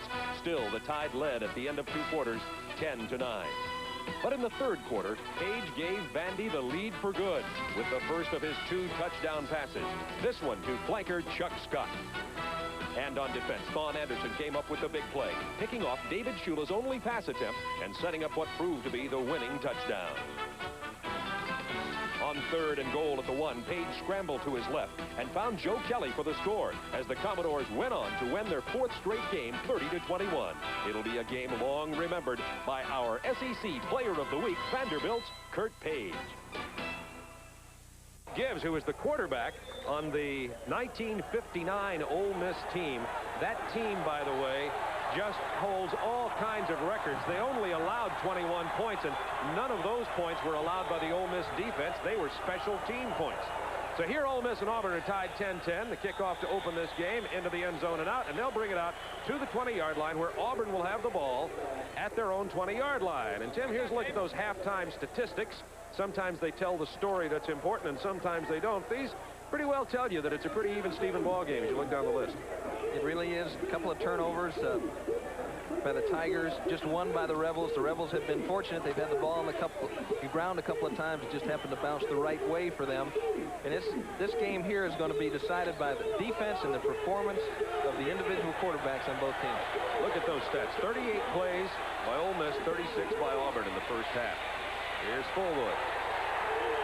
About 3 yards around the right side. Key tackle made by Fuzzy Huddleston, number 44, the linebacker. We're in the opening play of the 3rd quarter, and we think we have a beauty going here today in Oxford. Fortunately, the rain has held off. We had a strong chance of rain. It was supposed to be 70% this morning. It's dropped down to 50%. It's overcast, but 70 degrees and a beautiful day for football in Oxford. 2nd down 6 from the 24. There's Agee out to about the 28-yard line. Needs to go to the 30, right exactly the 30 for the first down. They started on their 20 after the touchback. Freddie Joe Nunn with the tackle. Tommy Agee, he had 25 yards in the first half. There's a listing of what happened, Tim Foley. Talk about your defense. You know, I think both these defensive coordinators have to be proud of the way their defenses played. Auburn was very aggressive and upfield, and Mississippi just scrapping all over the field. 3rd down 1. It's a long one. Collins, first down by about a yard or so. Kyle Collins on that power sweep to the left side. Getting up behind number 75, Steve Wilson. 78 Wallace, and 75 Wilson on the left side of that Auburn offensive line are forces to be reckoned with. No question about it. Steve Wallace, as a junior, has a chance to develop into one of the finest linemen they've ever had. You see number 69, Rob Schuler there. He's a lightweight in the offensive line, but got a big heart. He must have. He's a descendant of Martha Washington. Talk about your All-American. Washington going long for Wiegand. He lost the ball to Lee Davis, who got the interception at the 20. Lee Davis with the interception for Ole Miss. We had to wait because all three players went up and had an opportunity for the ball. This was a play that burned Ole Miss in the first half. And we knew they'd be coming back with this, and they start right off with it. Davis in good position, the ball a little bit underthrown, goes up high, and wrestles it away from Freddie Wagan. If they both come down with the football, it's Auburn's ball. Lee Davis, third interception for the year. 1st and 10 from the 21. Austin on the draw to Wansley. Scampers to the 25. Gerald Robinson, 95, with a stop for Auburn. The last offensive play of the half for Auburn was an interception. They come out here on their third play of the second half. An interception, and that is 6 interceptions on the year now for Pat Washington. When I've got Wagan running down the field in defense of Pat Washington and he looks covered, I'm going to throw it up in the air because that's the kind of guy that can go up and get it. 2nd down, 6 from the 25. Pitch to the left. 41 is Nichols. Not much that time, maybe a yard. Nichols running over there behind Irvin and Clark. Williams and Robinson went over to make the play. There's the man who made the interception. Had a nightmare game last week, had a 100-yard interception return called back, and then had 3 interference calls on him last week. That's enough to keep you awake all week long. You can see toward the end of the half there in those possessions for Ole Miss, they were struggling. The Auburn defense had started figuring them out. Let's see what happens on this 3rd and 5, Austin. Complete for the first down, up to the 40 for Steve Joyner, the big play receiver at tight end. Joyner plays behind Michael Smith, but he makes the big catch. Had a touchdown reception against Tulane last week. Well, they've got Smith, Perry, Hill, and Joyner in there, and Joyner is kind of a wanderer in that underneath scheme of things, and he is able to find that open area, and he's got the concentration on the ball to catch it. 1st down 10, Ole Miss. From their own 40. Now they got some field position. Austin about to throw his 10th pass of the day. It's a screen right side. Humphrey needs a block. Close to a first down near the 50. Greg Carr with the tackle. There's that Hunt and Peck offense going at it again. Austin just dumping it off. They set that screen up beautifully when they get the good pressure from the Auburn defensive pass rush. What Mississippi is attempting to do is to turn that aggressiveness of the Auburn defense, that upfield activity of the Auburn defense, they're attempting to turn it against them by running the quarterback draw and by running those little dump screens. 10 completions on the afternoon for Ken Austin. It is 2nd down and less than a yard. Austin turns it up and gets the first down and a little more on the 42-yard line of Auburn. Nat Caesar with a tackle. It's a 10-10 tie here. Ole Miss had been stymied offensively their last 5 possessions of the 2nd quarter, but coming back here now they've driven.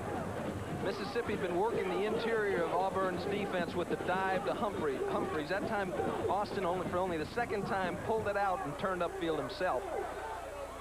Now we got Harbor coming out of the game, and 87 Holder going in. Harbor and Holder alternate at that flanker position.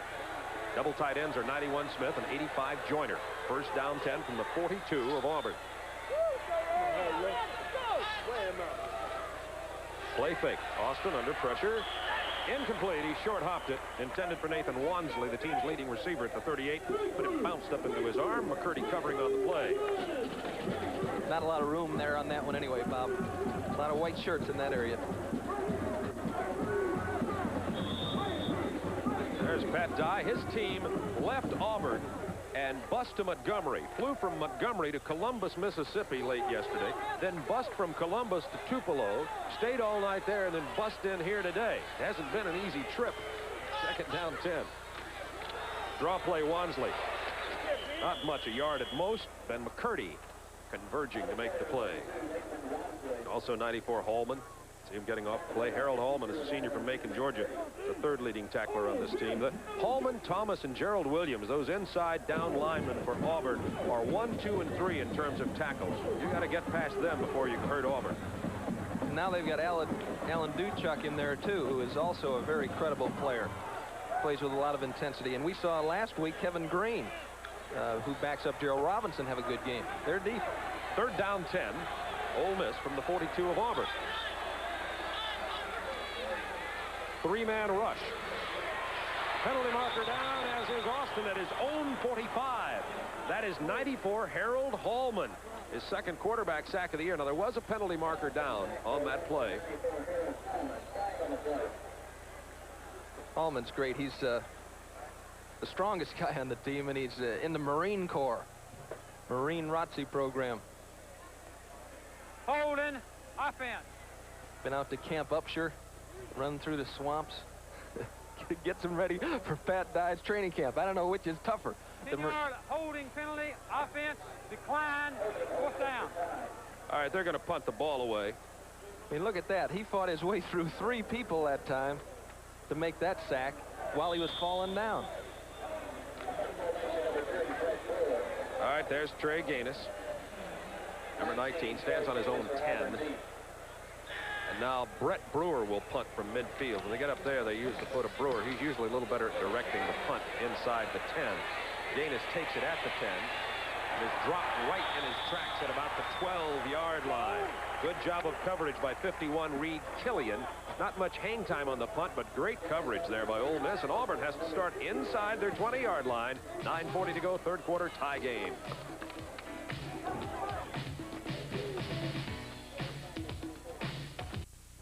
Well, after falling behind 7-0, Michigan forced to punt. The punt is fielded by Bobby Morris, whose father, Jimmy Morris, was a teammate of Paul Horning's at Notre Dame. He picks this one up here at the 14-yard line, gets a couple of good blocks, then has plenty of speed, goes outside, and watch what happens. All the way for a touchdown. Michigan State is leading Michigan. This game is at Michigan, 13-0. More updates later for you. Back to Bob. Well, I've lost a dinner to my neighbor on that game, unless the Wolverines come back. That's Brett Fullwood out across the 15 to the 16-yard line. 9:31 remaining in quarter number 3. It's Ole Miss 10, Auburn 10. I know that worried look on Pat Dye's face. One of the things he knows is the last 4 out of 5 Mississippi-Auburn games have been determined on the last possession. And this one looks like it's going to be another one in that string. Second down 7 from the 16. Washington get good protection. Incomplete, in and out of the hands of Reggie Ware. That play developed beautifully, and Ware just didn't look it into his hands. Here's some scores. It's Penn State leading Maryland 14-3 at halftime. 11th ranked Penn State, and East Carolina's tied up Pittsburgh. Coach Fazio is really struggling with Pittsburgh this year. North Carolina and Clemson in the second quarter. That's at Clemson, too. Clemson lost twice in a row, and now North Carolina giving them problems. Florida leading Syracuse 3-0. Syracuse upsetting Nebraska last week, as about everybody in the nation knows. Third down 7 from the 16. Washington, a misdirection. This is Fullwood. He is close to the first down. Everett Flakes with the tackle. They may have to bring the chain in. Starting to rain, by the way. Just a slight drizzle here. We had a 50% chance of rain. I doubt we'll see Billy Brewer covering his head from rain, though, for a while. He's impervious at the moment. He's thinking about it. I'm sure he doesn't even know it's raining. He's got his mind on just one thing. They didn't get the first down. Deep within the 25-yard line, Auburn's Pat Dye and Jack Crow decided to punt the ball away. Lewis Colbert will take it right down around his 5-yard line. Colbert's averaging over 50 yards a punt today. Matter of fact, exactly 50. And he's been booming them out of there. Not this time. A little wobbly kick. They're going to let it bounce. He gets a great Auburn bounce. Down to the 23-yard line. Goodlow and Davis just got out of the way along with Moffitt because they did not want to have a turnover down there. Probably wise in that sense. And a good bounce on the play. That's a long punt of 56 yards. This is Turner Network Television.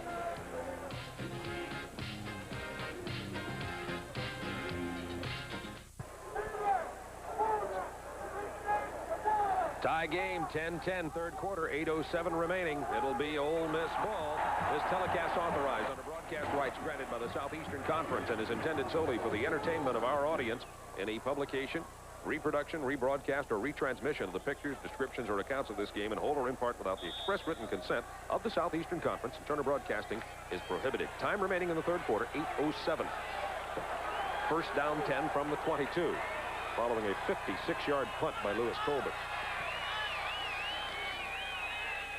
Robert Smith Drives to the 29-yard line. Gain of about 5. Hauled down by Arthur Johnson and David King. They just rode him to the ground like a rodeo. That was kind of the outside option. The fullback, instead of hitting in tight over the guard, took a little bit wider angle. Changes the blocking scheme a little bit up front.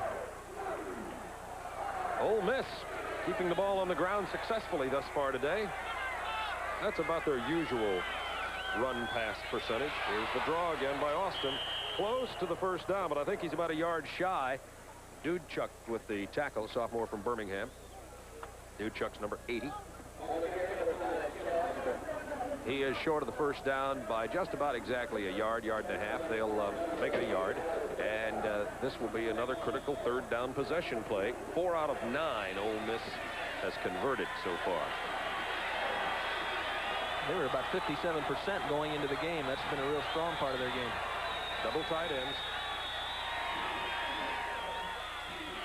Austin pitches to Mickles. Close to the first down. I believe he got it. He avoided the tackler in the backfield, and Mickles gets the first down, I believe.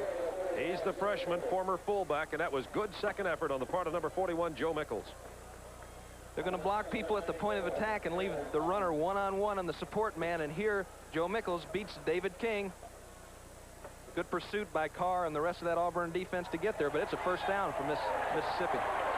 By about 3 inches, but enough to be a first down, and that was crucial to Ole Miss because, as we pointed out in the first half and here in the second half of the tie game even more so, the field position is going to become very, very important. The rain is starting to fall now, and you're going to start looking at some probably more fumbles and more difficulty in handling the ball. You want to be losing it near, you want to lose it near your goal line, or the other teams, I guess I might say. It's first down 10, Ole Miss.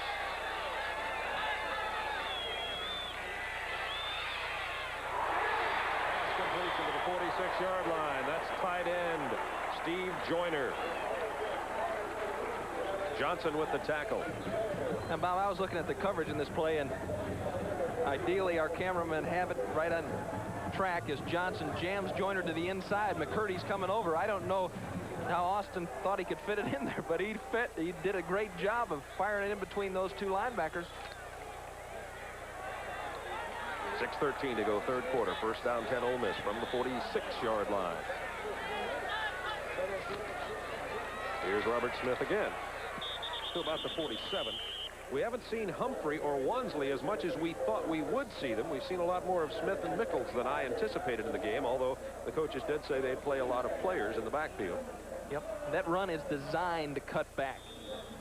As you saw Smith run with the football, they're handing it off. They're trying to get the nose man moving with the play. The center will block him with the play, and then the fullback cuts back in behind it. Good blocking scheme. Both tight ends, Smith and now Mario Perry in the game, along with James Harbor, the flanker. Here they come on Austin. Oh, almost intercepted. That was David King with the nice play. The pass intended for tight end Michael Smith. A tourjete by David King. That's a dancing term. That's right, yeah. Well, David King is a dancer. He does a lot of that stuff. A tremendous athlete, and uses it in the Auburn dance troupe, and that time he needed all his skill to pull that off without getting an interference call on him. Austin's 11 out of 20 for 101 yards, 1 TD on the afternoon thus far. Ken Austin had a great 1982 year, had some personal problems last year, and lost the starting quarterback job to Kelly Powell, who's now graduated. Ken Austin has come back this year to be one of the best quarterbacks in the Southeastern Conference, having himself a fine season on a third down 8. Remember, he has the sprinter speed. You saw the penalty marker go down, as does Austin after a gain of only a yard or 2. Ole Miss stalling up here at midfield. Carr with the tackle. He has 5 tackles on the afternoon now, number 54, the Auburn linebacker. Flag in that situation, usually holding. And Billy Brewer talked about the 10-yard holding penalty, offense. Talked about the fact that they've won, but he's been criticized a little bit for winning ugly. In other words, for some fans, he hasn't won strongly enough. And Billy said, you know, he doesn't care whether it's flashy, slick, good-looking, or whatever it is, just as long as he gets more points on the board than the other team. There you saw number 72, Ross Genovese, going into the game. He's from College Park, Georgia, by the way, a suburb of Atlanta. Said his mama and his grandmama would be watching today, and they just saw that Ross is okay and into the game. He had a concussion, a little bit of a problem a couple of weeks ago and been dizzy, but we'll report to the folks back home that he's feeling pretty good. Trey Gaines at his own 10 to take the punt of Bill Smith. Smith just hits cannon shots, hangs him up there about 5 seconds. Gaines with the fair catch at the 13-yard line. And another good job of punting. The punting game has been very, very effective for both teams here today. 4:57 to go, quarter number 3, tied 10-10.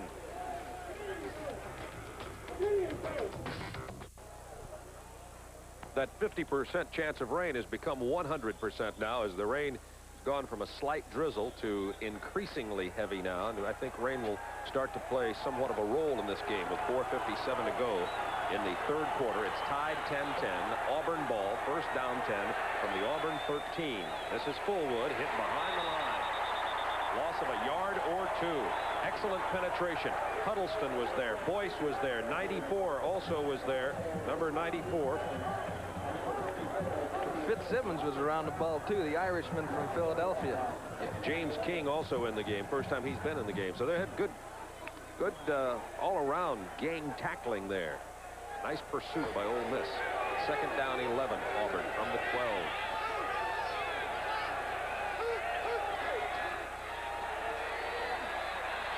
Gaines near the first down at about the 24-yard line. Truitt covering on the play. That pass was about I'd say a 40-yard pass from one side of the field to the other for a gain of about 9. Eric Truitt is going to have to tighten up a little bit. There's nothing wrong with the defensive back lining up a little deep, but if you line up 10 yards deep, you better hold for a second. He's developing too much of a cushion between he and the receiver, and when that guy catches the quick out, he better be there to whack him. It's a first down, the 23.5-yard line. Washington going to the near side, this time to Clayton Buford, and he's hauled down hard by number 9, Lee Davis. Ron Case is the secondary coach for Mississippi, and he does a tremendous job. He was the defensive coordinator at Richmond for Dal Shealy. He was the head coach at Carson Newman College, and he's worked with these fellas because those cornerbacks in this scheme of defense are out there on an island. They're basically man-to-man on those wide receivers. They need to read into the quarterback and react to that quick set. Second down 4 from the 30. To the front man, that's Agee. Pops it through there. Across the 40 to the 41-yard line. Tripped up by Barry Wilburn, 27. That time, Tommy Agee won the battle between Fuzzy Huddleston and Tommy Agee. And he put some skid marks on Fuzzy's back that time. That's been a battle all afternoon. Huddleston 44 for Ole Miss and 30 Agee for Auburn. They had to rely on 27 Wilburn, the safety, to make the play. That's when you just kind of hang on and pray for help. First down 10 at the 41-yard line now. They've broken that wishbone up. Often they pass out of this play. Now they go to the option. There's Kyle Collins. Run down from behind by Freddie Joe Nunn. Freddie Joe Nunn is 6'5", 235-pound defensive end, and he runs a 4.5 40. And that 23 Kyle Collins had his hands full there. Watch Nunn's speed. Huddleston pursuing to the ball. There's Freddie Nunn coming into your picture. He had forced Pat Washington to pitch the ball, and then he chased down Kyle Collins. Wonder if Huddleston minded being called Freddie Joe Nunn there. Probably not. Second down 5 from the 46 now. Rain falling harder. To the front man, that's Agee. Diving forward close to the first down, right at the 50. We're going to have a third down short yardage. Crucial conversion situation coming up here for Auburn if they can keep their drive alive. Auburn's simply doing the same thing from a different formation. They're getting to that wishbone formation by motioning one of the wing backs, and they're coming with the same type of offensive scheme. Auburn is only 2 out of 6 on third down conversions. They ought to get this one, though. It's third and less than a yard. Where their offensive guard who plays fullback. I call him a guard because he's 6'3", 240, a freshman from Huntsville. And he gets the first down. Auburn keeps the drive alive. 10-10 tie, 2:09 to go, third quarter. And Boyce stuck him there. It's amazing that you can make a switch from being a walk-on offensive guard in the spring to a starting signal caller on defense. And they say Dan Boyce just gets better and better each week as he learns from experience. Boyce from Pelahatchie, Mississippi. to take it upstairs. However, upstairs was too crowded with defenders. We saw Davis and Wilburn over there, along with Everett Flakes trying to cover Wigan. On a field like this, you want to give yourself, as a defensive back, a little bit more room, because as we said earlier, the sod is a little loose, and if you try to plant hard and drive, you may find yourself on your face mask. So give yourself a little bit more room, but don't back out of there too quick so you can't respond to the quick out pass. Second down 10 from the 48-yard line. Washington's going to the air again. It's complete to number 82, Jeff Parks, for the first down at the 35 of Ole Miss. So now Washington is 7 out of 14 throwing the football for 101 yards. He does have 2 interceptions, however. There's Buford coming into the game. Clayton Buford with the play. He just goes on over to his wide receiving position out here after he gives the play to Pat Washington. So he split off the bottom of your screen. Clayton Buford has first down 10 at the 35-yard line. Come on, go.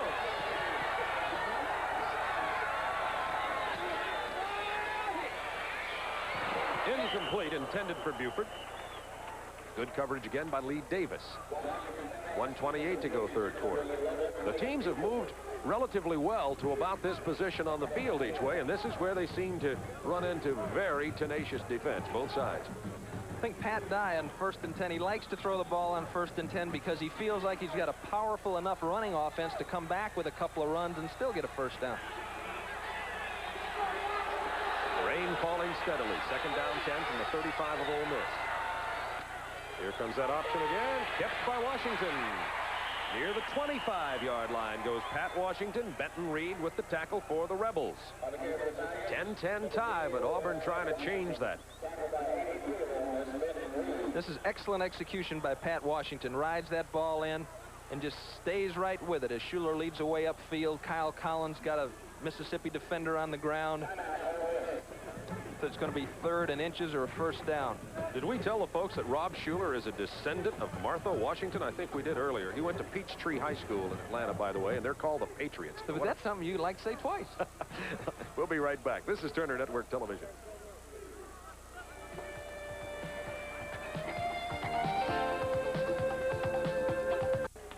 While we were away, Auburn got the first down, but a penalty flag dropped. Illegal motion. Offense, replay the down. So we appreciate that. They replay the down since we were in the middle of a very important commercial message. Back to the 30-yard line now. It is 3rd down and 6 for Auburn with a minute left in the third quarter. Washington. Wigan is there for the first down at the 21-yard line. Truitt covering on the play, and Washington is really moving the team downfield with the passing game on this drive. Yes, he is throwing the ball well, taking a 3-step drop to one side or another, releasing it on time, and that quick out pattern is a long throw, as you mentioned, and I'm sure that his performance on this drive makes Pat Dye very happy. They need to get some help for the cornerback to the wide side of the field. They're not being very effective in stopping that little thing.